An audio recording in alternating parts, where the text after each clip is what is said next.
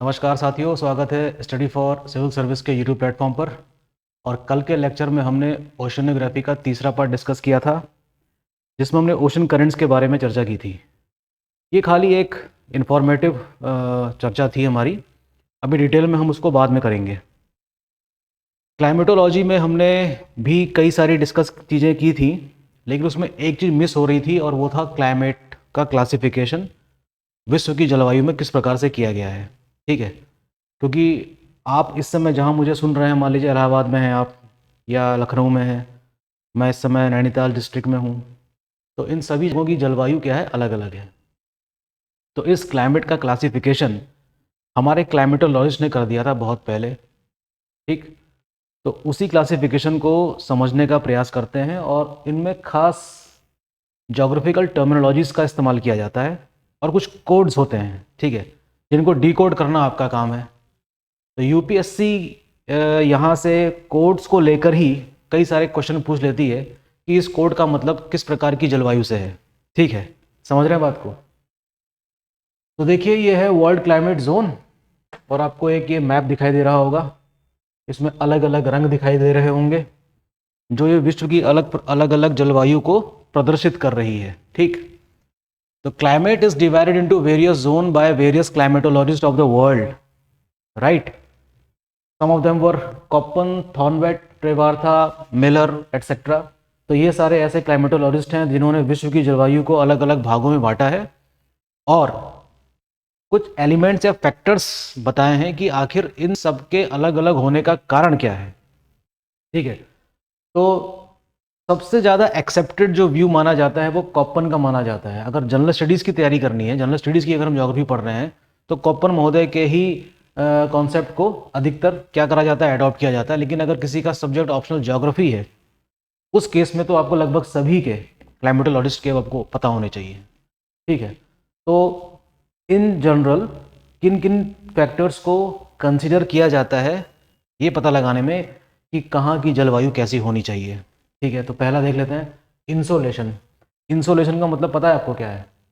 Insolation का मतलब होता है कि कहाँ पर कितनी सूर्य की किरणें पड़ रही हैं, तापमान वहाँ पर कितना है, प्रेशर यानी कि दाब कितना है, प्रिवेलिंग विंड की सिचुएशन कैसी है, सापेक्ष जो उसकी वो है आर्द्रता यानी कि रिलेटिव ह्यूमिडिटी वो कैसी है, क्लाउड्स फॉर्मेशन कैसे होते हैं वहाँ पे, प्लस रेनफॉल, वेजिटेशंस। ठीक है, दरअसल ये सारी चीज़ें डिसाइड करती हैं कि कहाँ पर कैसी वेजिटेशन भी होगी और कलेक्टिवली हम इन सभी फैक्टर्स को अगर कंसिडर करें तो वो तय करते हैं कि कहाँ की क्लाइमेटिक कंडीशन कैसी होगी। तो ये देखिए, ज़रा नज़र दौड़ाइए इस मैप में। इस मैप में देखिए अलग अलग रंगों का इस्तेमाल किया गया है। ठीक है, तो जहाँ तक मैं समझ पा रहा हूँ, ये लाल रंग दिख रहा है आपको, ये पक्का किसको दिखा रहा होगा? डेजर्ट को। शायद मैं सही कह रहा हूँ। ये सहारा डेजर्ट आप देख रहे हैं, यहाँ नामिब डेजर्ट है, ये अरेबियन डेजर्ट है, पेनिनसुला वाला पार्ट अरेबिया का। ये वेस्टर्न पार्ट ऑफ इंडिया वाला भी काफ़ी हद तक डेजर्ट वाला पार्ट ही है, और तो वेस्टर्न पार्ट ऑफ ऑस्ट्रेलिया है, ये भी डेजर्ट ही है। तो इसको हम कह सकते हैं कि dry climate of the world. ठीक है, लेकिन इसके लिए हमारे पास कई सारे मैप्स हैं जो अलग अलग जलवायु को दर्शाते हैं। ठीक है, उसमें मैं आपको दिखाने की कोशिश करता हूँ कि मामला क्या है। अच्छा, ये तो ब्लैंक पेज है, इस पर देख लेंगे। ये देखिए, कॉपन और गीगर नाम के क्लाइमेटोलॉजिस्ट ने काफ़ी मेहनत की होगी, जगह जगह गए होंगे, कई सारे सैंपल्स लिए होंगे, तब जाकर वो इस नतीजे पर पहुंचे होंगे कि भैया यहाँ की क्लाइमेट इस तरीके से है। और जो आपको ये कई सारे कोड्स दिख रहे हैं ना, AF इसका मीनिंग है, BWH, CSA, CFA, DSA, DFWA, ET, EF, ये सब क्या हैं? दरअसल ये विश्व की जलवायु के अलग अलग कोड्स हैं। ठीक है, डिटेल में पढ़ेंगे इसको। जैसे AM का मतलब होता है monsoon type of climate, BWH संभवतः होता है जहाँ पर सवाना टाइप ऑफ क्लाइमेट पाई जाती है। ठीक है, इसी तरीके से ET का मतलब होता है टुंड्रा प्रकार की जलवायु। तो आप देख सकते हैं इस मैप में, ये वही मैप है और जितने रंग इसमें दिखाए गए हैं उतने ही रंग यहाँ पर दर्शाए गए हैं। ठीक, तो मेडिटेरेनियन टाइप ऑफ क्लाइमेट कहाँ मिलना चाहिए, टेम्परेट टाइप ऑफ क्लाइमेट कहाँ पे मिलना चाहिए, यहाँ से भी क्वेश्चन UPSC और UPPCS में आते रहे हैं। अब एक एक करके देखते हैं कि विश्व में अलग अलग हिस्सों में ड्राई क्लाइमेट कहाँ कहाँ पाया जाएगा। ये मैप आपको समझ में आ रहा होगा मेरे ख्याल से। देखिए जो रेड कलर से दिखाया गया है ये तो वर्ल्ड का सबसे बड़ा डेजर्ट है यहाँ पे, सहारा मरुस्थल, जैसा कि अभी मैंने आपसे कहा था।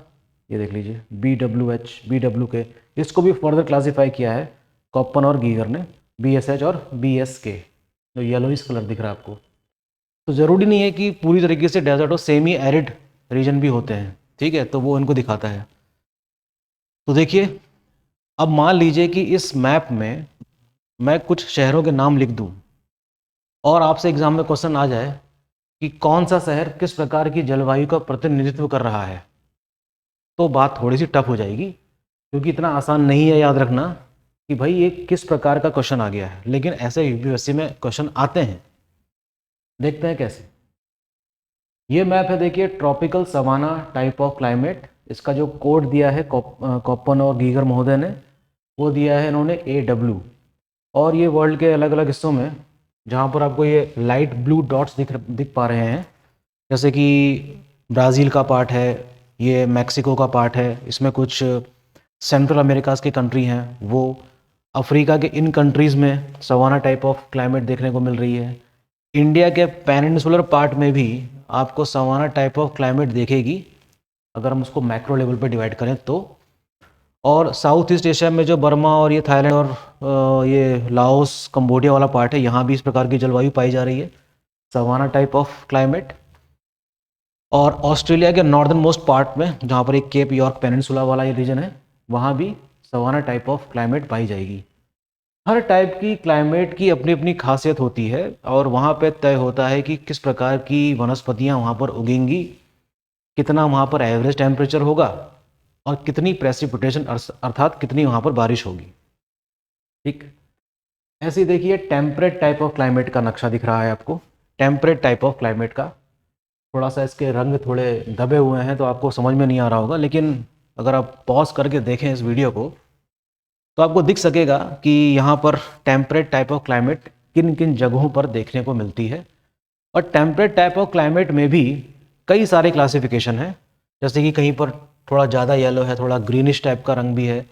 ये देखिए इंडिया का इस वाले पार्ट में भी हम टेम्परेट टाइप ऑफ क्लाइमेट में इसको शामिल किया जा सकता है, मैक्रो लेवल पर, नॉट माइक्रो लेवल पर, मैक्रो लेवल पे किया जा सकता है।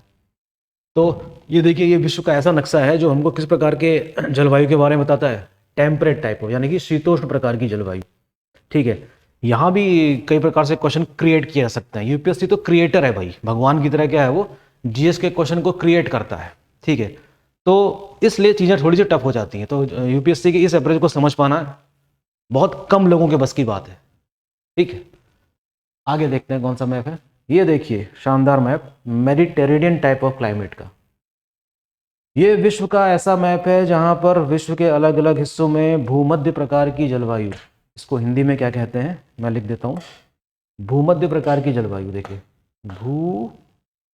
भूमध्य प्रकार की जलवायु, ये देखिए भूमध्य प्रकार की जलवायु फाइंड आउट करते हैं। यहाँ से शुरू करते हैं। ये ऑस्ट्रेलिया का वेस्टर्न कोस्ट है और ये यहाँ पर ऑस्ट्रेलिया का ये वाला पार्ट है। इन दोनों जगहों में ही मेडिटेरेनियन टाइप ऑफ क्लाइमेट हमको देखने को मिल रही है। मैं एक सिटी का नाम मुझे याद आ रहा है पर्थ, और यहाँ पर मुझे नाम याद आ रहा है एडिलेड और मेलबर्न का भी। ये ऑस्ट्रेलिया के बड़े शहर हैं जहाँ पर क्रिकेट की दीवानगी अपने चरम पर रहती है। ये हो गया। इसी तरीके से मैं एक नाम यहाँ पे लिख देता हूँ सैंटियागो। यहाँ पे मैं नाम लिख लेता हूँ कैलिफोर्निया। यहाँ पे मैं नाम लिख लेता हूँ स्पेन के बगल में रहा पोर्टुगल, पेट्रोल की राजधानी में रख लेता हूँ। एक इधर हो गया आपका मोरक्को वाले देश। ऐसे ही सवाल इटली का चलो देश आ जाता है यहाँ पर मेडिटेरेनियन टाइप ऑफ क्लाइमेट के लिए, काफ़ी अच्छा मुफीद देश है इटली, जिसमें मैं रोम का नाम लिख लेता हूँ। चलिए ऐसे ही कोई एक नाम उठा लेते हैं यहाँ से, साउथ अफ्रीकन शहर का। मान लीजिए कि मैंने यहाँ पर नाम लिख लिया जोहानिसबर्ग या केप टाउन लिख लिया। चलिए मुझे एग्जैक्टली भी याद नहीं कि केप टाउन कहाँ पर है, यहीं पर ही है कहीं पे। तो यूपीएससी में एक बार बहुत पहले क्वेश्चन आया था कि consider the following cities, which of the following cities represents the Mediterranean type of climate. Don't you think this is a tough question? Yes, it is a challenging question. But अगर आप इसको अपने map में देखें तो map के last में इस प्रकार के कई सारे मैप आपको दिखाई देंगे, और थोड़ी मेहनत आपको ये करनी पड़ेगी कि जहाँ जहाँ जिस प्रकार की जलवायु है वहाँ पर किस प्रकार के आपको क्या देखने को मिलेंगे, शहर देखने को मिलेंगे। तो ये रहा मेडिटेरेनियन टाइप ऑफ क्लाइमेट की खूबी क्या है, ये क्वेश्चन एग्जाम में आ जाते हैं। क्या भारत में कहीं मेडिटेरेनियन टाइप ऑफ क्लाइमेट जैसी चीज़ देखने को मिलती है? हल्का सा मुझे दिख तो रहा है ये उत्तराखंड में, ठीक है, क्योंकि यहाँ पर जो साइट्रस फ्रूट है उससे पता चलता है यानी कि जो खट्टे रसीले फल हैं उससे पता चल जाता है कि ये वहाँ उस प्रकार के जलवायु की खूबी है कि वहाँ पर साइट्रस या खट्टे रसीले फल देखने को मिलते हैं। ये वाला जो पूरा इलाका देख रहे हैं आप, क्योंकि इस जलवायु का विकास मेडिटेरेनियन सी के आसपास ही हुआ है, लेकिन ये दुनिया के अलग अलग हिस्सों में भी पाया जाता है, लेकिन नाम इसका क्या रखा गया है, मेडिटेरेनियन टाइप ऑफ क्लाइमेट। क्यों? क्योंकि यहाँ पर सबसे ज़्यादा डोमिनेट कर रहा है इस प्रकार का क्लाइमेट, इसलिए उसका नाम पड़ गया। तो ये कोई ज़रूरी नहीं है कि मेडिटेरेनियन टाइप ऑफ क्लाइमेट या भूमध्य सागरीय प्रकार की जलवायु सिर्फ भूमध्य सागर के आसपास के देशों में ही पाई जाएगी, बाकी देशों में नहीं मिलती, ऐसा नहीं है। पता लगाना पड़ेगा कि ये कितने लैटीट्यूड में है, और जहाँ तक मैं समझ रहा हूँ ये 45 डिग्री लैटीट्यूड तक जाएगा लगभग, उससे कम भी हो सकता है, क्योंकि इंडिया यहाँ पर मैं देख रहा हूँ कि 38 डिग्री के आसपास ख़त्म हो जाता है कश्मीर का पार्ट, तो यहाँ पर 45 डिग्री तक ही जा सकता है। तो नॉर्दर्न हेमिस्फेयर में इसका एक्सटेंशन ये है, सदर्न हेमिस्फेयर में भी इसका लगभग इतना ही होना चाहिए, 30, 35, 38, 40 के बीच में, क्योंकि ये शहर उसी के अंतर्गत आ रहे हैं, देख लीजिए। इसी तरह मैं इस लाइन को अगर आगे बढ़ाऊँ तो अमेरिका का जो वेस्टर्न वाला कोस्टल रीजन है वहाँ पर इस प्रकार की जलवायु पाई जा रही है। तो ये रहा कुछ समझने का तरीका कि इतनी मेहनत करने के बाद हमें एक क्वेश्चन ही सॉल्व कर पाएंगे, तो क्या इतनी मेहनत नहीं करी जाए? ऐसा नहीं है, मेहनत तो आपको करनी पड़ेगी। क्या पता मेंस एग्जाम में आ जाए लिखने के लिए कि what are the features of the Mediterranean type of climate, what are the classification of the Koppen which he had made. Koppen के क्लासिफिकेशन का वर्गीकरण कीजिए, ठीक है। तो बहुत संभावनाएं हैं और काफ़ी इंटरेस्टिंग सा है, इंटरेस्ट लेके इसको पढ़िए, सारी बातें आपको समझ में आएंगी। तो क्लाइमेट जब हम पढ़ रहे थे क्लाइमेटोलॉजी, तो उसका ये वाला पार्ट छूट गया था, तो मैंने सोचा कि थोड़ा इसका डिस्कशन आज कर लिया जाए। तो होपफुली आपको ये लेक्चर समझ में आया होगा। उठाइएगा अपना एटलस और पता लगाने की कोशिश कीजिएगा कौन कौन से मेजर सिटीज़ इस प्रकार के जलवायु के आसपास पाए जाते हैं, और हर जलवायु की अपनी क्या क्या खूबियाँ हैं।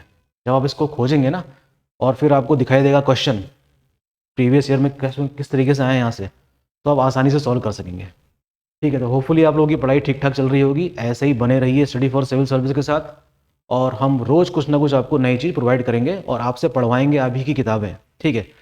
Okay, take care, thank you.